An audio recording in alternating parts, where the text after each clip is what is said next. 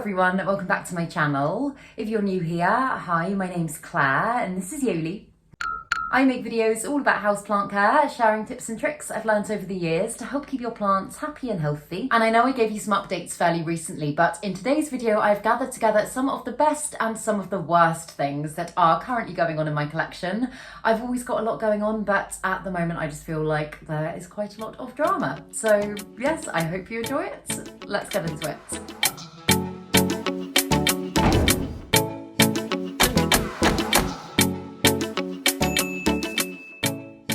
So let's start off on a positive note. I know I have given you a few updates on my Anthurium regale recently, and she's finally starting to give me a leaf and it is making me so unbelievably happy. I honestly just kind of thought this plant was broken. It wasn't doing anything for such a long time and I just haven't felt like I've had the regale in my collection because she's literally just been a stump in a pot. But as I mentioned recently, I transferred her from moss to soil, and since I've done that, her root system has just done the most incredible things, and I love being able to kind of watch it develop. So I'm really, really glad that I did that, because I think if I was to have left her in moss any longer, I don't know, she just wasn't loving life. I know you can grow anthuriums purely in moss, and I was fertilising her, she was getting nutrients, but just wasn't really doing anything. And literally a week after I transferred her to soil, I started to see a bulge, and then I kind of peeled back the cataphyll. I showed you in another video, and I had a little look and I saw the leaf and I was like, oh my goodness, maybe eventually this plant is starting to kick into action. And I can confirm that she is. I don't know how big this leaf is going to be. Obviously, Anthurium leaves do start off quite small and then they do kind of size up a fair bit.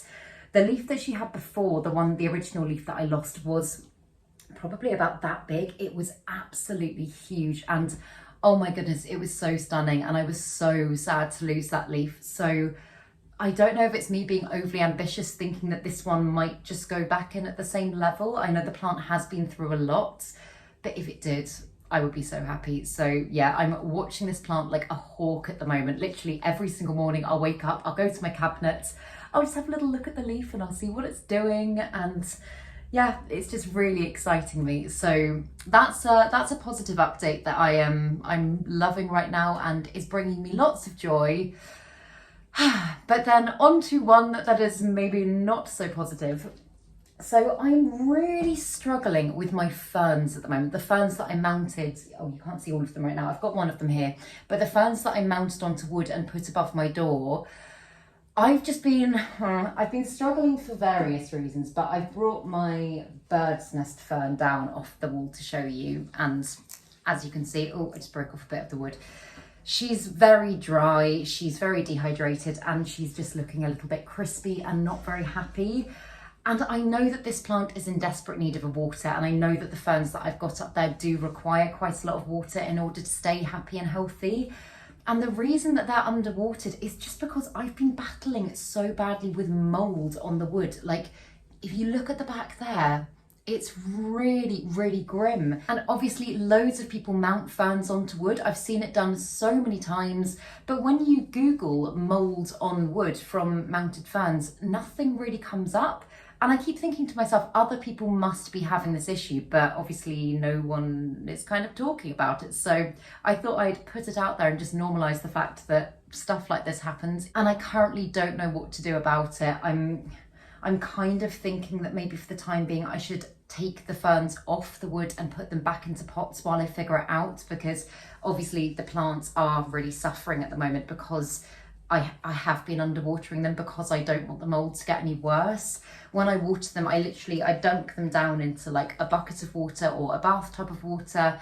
I do let them drain and I don't get this side wet at all, but I think just because it's obviously a porous material, it absorbs lots of the water and it just holds onto it. And because there's not a lot of airflow behind them on the wall, it does just mean that yeah, this is happening. And I did actually put another, so I've got a hook at the top to hang it by, and I put another hook at the bottom just to kind of raise it off the wall a little bit so that some air could get behind it. And so far I haven't noticed a difference. And I know I could go in with treated wood or something like that, like you use for outdoors, but I'm just not sure about how the chemicals would then affect the plant. So if anybody has any suggestions at all, then please do comment them down below. I would genuinely be so grateful. I love them like this. I think they look really beautiful. They seem really happy as well. Like, obviously they are epiphytic plants and they do like growing in this way.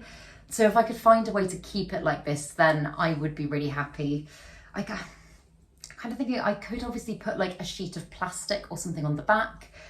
But then again, I think the mould it's still going to be there and the wood is eventually going to start to rot. So yeah, I'm at a little bit of a loss of what to do at the moment. And I think for the time being, I need to just take them off the wall. But any suggestions, as I say, I would be very, very grateful for. And the next update, I will take you off the tripod and I'll actually take you round to so that you can see better, because it is an update on my Anthurium clarinervium seedlings. Why was that so hard to say? Anthurium clarinervium seedlings that I planted, I think about a week and a half, 2 weeks ago now.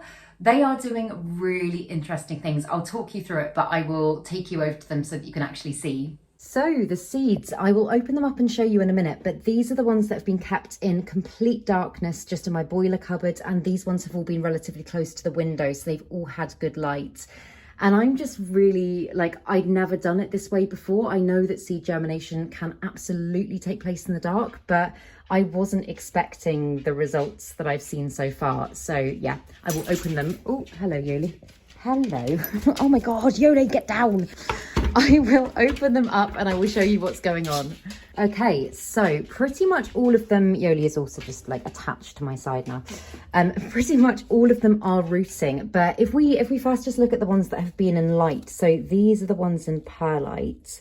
As you can see, pretty much all of them are starting to produce little roots, which is very positive. And the ones in soil have so far been slightly slower. You can see a little bit of movement on some of them, but nowhere near as much as some of the others. And then I didn't actually include this in the video that I made on the Anthurium pollination and seed germination, but I decided to keep a few just in their berries. I didn't even peel them, and I am aware that the berries are probably going to rot, but some people said that they'd seen people putting the entire infructescence into soil without peeling the berries. So I thought I would just try it this way, and I had a lot of berries, so I thought I may as well just see what happens. So currently I can't see anything happening with that, but I'm just leaving it be. And then these are the ones in kitchen roll that again were exposed to light. They're starting to very slowly root, but I mean, I think this is where you can really tell how much difference light makes in seed germination for this type of plants, because if we come over to the ones that have been in complete darkness, and firstly, I just showed you the ones in kitchen roll there that have been in light. If you look at the ones that have been in the dark, they've got such good roots, and I think I've done enough of them to be able to actually say that this isn't just a coincidence. Like, it's not like I just did one and one's like one seed has germinated better. You can really see that those ones are putting out, I mean, a fairly significant roots compared to these ones. So I've been finding that very interesting. And then comparing the moss ones, the ones in moss in light and the ones in moss in dark. If you look at the ones that have been in the dark, look at those roots. Like, again, they are really, really crazy big compared to the ones that have been in light. And obviously these ones are progressing, but I think in future when I do Anthurium pollination, I am probably going to do all of the seed germination in the dark, and then when it gets to the point that they start to sprout, then I'm going to move them to the light. I know a lot of you were saying that it just wasn't a good idea to do it in the dark, but I'm really glad that I tried it, because I wouldn't have known otherwise. I would have just gone in the way that I've always done it. But I think it's very clear to see that the ones in the dark are doing better. And I would also say, just looking at them at the moment, I think, obviously I only did kitchen roll and moss in the dark. I did the rest, like soil and perlite, in the light. But I think, I mean, my go-to before was moss, and I just really like using moss for this. I think it works really well. I haven't had any issues. I can literally just fill a little bit of water at the bottom, and as soon as the lid's on, it will just keep the moss hydrated. And yeah, I'm very excited to see what they'll do for me. I mean, I think these actually, most of them have rooted quicker than Anthurium seedlings have done for me in the past. Like sometimes I will be waiting months and months and months for them to do anything. And this has just been a matter of weeks. So yeah, I'm very excited. And as always, I will continue to keep you updated. And another not quite so good update is on my Syngonium batik, which until recently was looking really full and really, really beautiful. And I've spoken quite recently about the fact that I personally, I don't really know why, but I am slightly going off Syngoniums. I've given away a lot of the other ones in my collection. But the batik is one that I just still really love. Like, I think it's got the most beautiful foliage, but it had thrips really badly, and because I had it up in a corner on top of my cabinet, I just was not very vigilant with pest checking it. And I know I always say that you should be. I try to be, but obviously thrips do spread so quickly, and I think I just missed pest checking for a couple of weeks, and I look back at it and it had just been chewed to pieces. So I've had to hack a lot of it back, and I have got a little sachet on there now. I haven't seen any pests on this plant in a while. It is, I think, pest free, but it's just looking very, very sparse and not as healthy as it could be. It has got some new growth coming down here, which I'm really excited about, but I'm just trying to figure out what to do with this bare section of stem. I know that the auxiliary buds could pop and it could give me some lovely new growth again, but I'm almost thinking of chopping the whole plant up and essentially starting from scratch. And although that's not a bad thing to do, I do often say that sometimes if you're obviously having issues with a plant, but also if you're just wanting to fall back in love with a plant, it can be quite a good way of doing things. But I think just because, like, when I think of my Syngonium batik, I still think about how she looked like a month ago, and my heart just is like, no, don't chop her up. What would you guys do out of interest? Would you chop her, or would you just wait and see if she naturally filled out again? Because I don't really know. I don't really know at the moment. So yeah, that's one that's making me a little bit sad. I do think obviously she's savable. She's not doomed in any way. I could just take cuttings and I could start again, but I am just slightly reluctant to do so at the moment. But yeah, that's another sad little update. And another good one is another one that I will have to take you over to, but my Monstera dubia over there. Again, I know I've given you updates on her literally all the time. I will probably continue to do that for the time being because she is just amazing me. Like, she's giving me a new leaf pretty much, it feels like every week at the moment, but her most recent leaf it's blowing my mind and she's almost ready to be chopped. So yeah, I will take you over to her. So as I say, I am aware that I'm giving you a lot of Monstera dubia updates at the moment, but I can't help it because I can't get over what she is doing for me. Like, just look at that. Considering me and Emma only did the moss pole extension for her maybe, I think about 4 weeks ago, that's what she's done in that time. And again, we're out of growing season at the moment. She shouldn't, in theory, be doing this right now.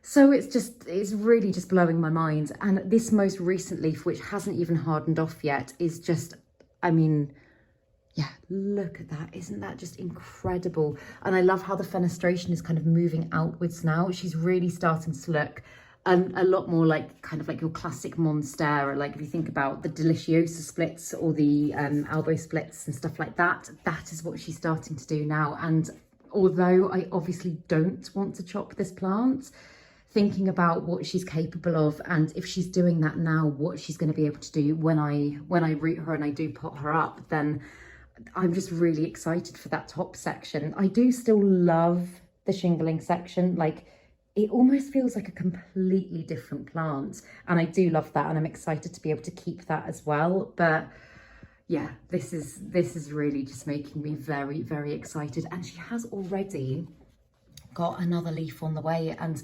obviously we only added that much of an extension, and I'm thinking, do I extend it a little bit more and get her root system a little bit better established? Because at the moment she hasn't actually started to root into it, and so I'm not obviously going to chop her yet. So maybe I do another little extension and then I chop her. Oh, I don't know, like I'm trying to keep her over by the window at the moment, just because it's got like the best light. I just put her here because I had some people around earlier and she looks much prettier in the spot.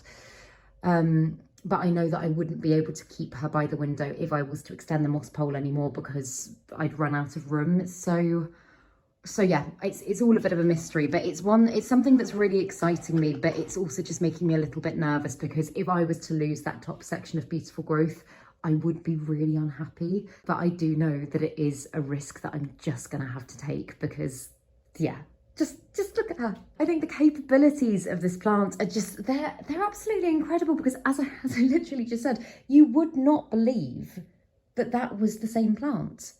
And that for me is just amazing. Like, nature is so magical, and I'm just really excited by this. And so you will probably be getting lots more updates. But I'll stop talking about her for now because I'm aware I've spoken about her a lot. And one that I've been struggling with for a while, and I wasn't actually going to include this plant in this video, but I've just been sitting here looking at it and I'm like, yeah, that one should probably be included, is the Monstera Esqueleto. And I got this one from Emma, I think about maybe 6 months ago or so now, and it's not doing badly. Like, obviously the plant is, I would say, relatively healthy, but it's just, I don't know, it just hasn't been doing what I would have liked it to do. I know a lot of this is probably my own fault. I haven't got it onto a moss pole yet, but it put out this ridiculously long runner that I have actually trimmed back now. I took a top cutting from it that I'm propagating. I gave away some wet sticks, and I'm probably going to do exactly the same again. I'm probably going to take some wet sticks and propagate it. But if you look at the main leaves down here, they're yellowing, and they're also kind of like going a bit brown and spotty, and I just haven't really been able to get to the root cause of why this is happening. I did have her in my cabinet for quite a long time, and some of you said that they prefer slightly lower light and I should take it out. And although she has been fine in a cabinet setting up until this point, I kind of thought, well, I may as well try it. I may as well try her in a slightly lower light spot and see if that makes a difference. And it hasn't made a difference at all. And I really love this plant. I love the form of it. I love the structure of it. And when she was greener, I really appreciated her. But now I look at her and I'm just like, I don't know. It's another one that I'm like, should I just chop up and should I start again? I don't know. I have got this beautiful new leaf here, and that one looks really healthy. So I'm also tempted to potentially air layer this section here and get that rooting and then get that going as maybe a separate plant, and I could pot them all up again together at some point. Why am I speaking so strangely? I could do that. Again, with all of these, like whenever I do these update videos, if you guys ever have like any suggestions, or if this was my plant, I would do that, please do let me know, because I read all your comments, and a lot of the time you guys influence what I end up doing with my plants. So it's very nice to have feedback. But as I say, I know it's not awful. Like, I know this could be worse, but I think just because I know the potential of this plant, I know what she looks like when I first got her, I'm just feeling a little bit sad. And I've said this about a few plants recently, but sometimes if there's something that I can't quite get to the bottom of, and I'm like, I know that things are happening, but I can't quite put my finger on why they're happening, it just makes me feel a bit out of control and a bit like, oh my God, like, not that I give up, but I just think I need a little bit of advice. So it's a plant that I have a lot of faith in. I think we will get it back to a good state. I think I may chop it, but at the moment, as I say, this is what she's currently looking like. And I've just got her about a metre back from my mother grow lights, and she hasn't got any worse, let's just say that. So yeah, but she's just a little mystery struggle at the moment, and yeah, that's kind of where we're at. And also, I wasn't going to include this one either, but next to her, I don't know what my brain is doing today. I've got another one that I'm struggling with, and this is my Epipremnum skeleton key. This really doesn't look very good at all. Look at her. She's really yellowing, and she's been doing this for a while. And again, I can't quite get to the bottom of why it is. Like, I've got other propagations for this plant. Some of them are in the same spot and they're doing really well. But she's very yellowy around the edges. I thought potentially it could be pest related, but I haven't seen any signs of pest whatsoever. I have got some predatory mite sachets just in that area. So hopefully if there was like an underlying issue that I wasn't aware of, they would deal with that. But I feel like I'm striking a good balance watering wise. I'm keeping her moss pole hydrated, and I'm just at a bit of a loss. So yeah, this one's a plant that I really like, And I hate to say this, but I don't really know if I'm that in love with it anymore. So maybe I should, this is just me thinking out loud, maybe I should chop her up and send out some cuttings and give her a new home. I don't know. When she was really healthy, I really appreciated her, but again, this wasn't a plant I chose for myself. This is another one actually that I got off Emma, and I'm actually looking after Emma's plants for her at the moment while she's away in India. And I went round to her house to do some watering yesterday, and I saw her mature skeleton key. And oh my goodness, it is stunning. It's such a beautiful plant, and mine has never quite got there. And I know it does take time. I know that they have to have a really good root system in the moss pole, but she's just not looking her finest at the moment. And I don't think she's particularly healthy. I think she's just kind of growing to survive, and she's definitely not thriving. So yep, that's another mystery one that I'm trying to figure out what to do. But for the time being, if any of you have any thoughts, let me know, and I may consider chopping her soon. And the next good update, again, I'll have to take you off the tripod and take you over to, because she's so big, I literally couldn't fit her in front of me right now if I tried. It is my bird of paradise. So if you've watched my channel for a while, you will have seen my bird of paradise has come a very, very, very long way since I first got her. But the thing that I wanted to update you on with this one is her new leaf here. Like, I don't know if you can probably gauge the size of it on camera. If you look at that leaf, which was her biggest leaf previously compared to my hand, obviously it's very big. This one is just out of this world huge. And I've got her on a stand at the moment, and I just really loved the kind of like jungly look she brought up here. But I don't think I'm going to be able to keep her on the stand much longer, because if she keeps growing at this rate, she's going to be touching the ceiling, which is just insane. But yeah, she is 100% one of my favourite plants. I know I do make favourite plants videos sometimes, and she's not always in it, but I would say this plant is one that is just a consistent, constant favourite in my collection. I love her so much. I can't imagine not having her in my collection. I only got this plant, I think about a year and a half, 2 years ago. No, it wasn't even 2 years ago. A year and a half, I think. But yeah, she's like a staple in my collection, and I just adore her. And this new leaf here, I mean, I know you're not meant to do the unfurling thing, but I could cheat it ever so slightly. Just look at that. She's going to be absolutely beautiful. And also, because this is technically 2 plants potted in 1 pot, this section here is also giving me, it's not quite as big, I don't think. Obviously, I can't see all the way in there yet, but it's also giving me another new leaf as well. So I can't get over the rate at which this plant is growing. I've said it before, but this one, it isn't the fastest grower, to probably completely contradict what I've just said. It's not the fastest grower in the whole world, but because its growth is so significant and dramatic when it does come in, it makes more of an impact than it might do if, like, for example, my STI gave me a new leaf. So I always think of this plant as being a fast grower, but I will continue to keep you updated with her. I will post some pictures on Instagram once these leaves pop, because I think they're going to be crazy big.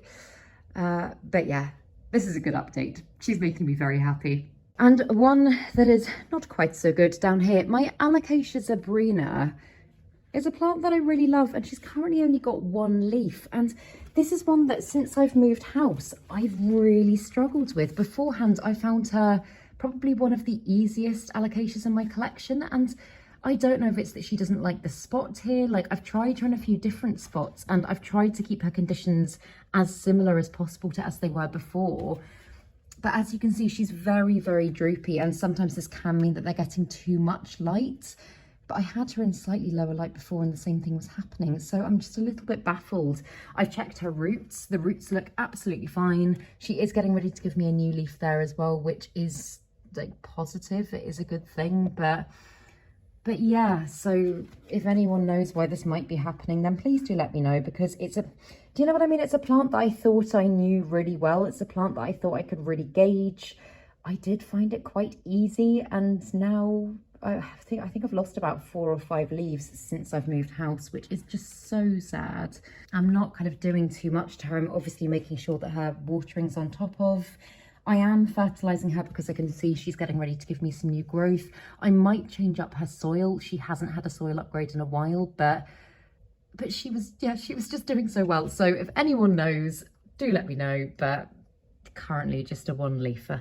And let's end on a positive note, shall we? So I've shown you my Philodendron Jose Bueno cutting that I got from the plant swap several times before. She is absolutely stunning. So I got this one as a mid cutting and she rooted really, really nicely. She's got a fantastic root system, but apart from that, up until this point, has not been doing a lot for me. And I checked on her the other day and I was just like, oh my goodness, this is so exciting. She's got a new growth point. And it's taken her quite a while to get here. So this is, I just feel like this is, no matter what it looks like, this is going to be the most rewarding growth. And I do think that because it was a mid cutting, obviously the new leaf is probably going to be a lot smaller in comparison to this one, which is just ginormous. But I'm just really, really, really excited for this plant. And I know that like that is her potential right there. Like she could get huge. And I don't actually know where I would keep this plant or put this plant. I am starting, I think, to run out of room. So we'll cross that bridge when the time comes, but it's just so good to see that she's happy. I'm really happy to see she's putting out new growth at this time of year because obviously the days are starting to get lighter, but I think we're still technically in winter. And the fact that also, obviously with all of my plants, but particularly propagations, they've had a very big adjustment period since I've moved house. And this one has been getting significantly less light than she was getting before. So I'm actually quite surprised that this is happening now. But yeah, I'm really excited about it and I will continue to keep you updated with it. But yeah, I think those are the main goods and bads in my collection right now. I've obviously got more. I could make like a ridiculously long video on this, just chatting through hundreds of things because I've got some propagations that aren't doing very well. I've got certain things that I'm just a bit like, oh, I don't know what to do about you. If you want a much longer video like this, then please do let me know and I will happily make it because it's just quite nice chatting with you guys about this sort of stuff. But yeah, let me know as well what is good and what is bad in your collection at the moment, what's working, what's not working so well. But I really hope that you enjoyed this video, and if you did, please make sure to give it a thumbs up, subscribe to my channel, have a lovely day, and I will see you in the next video.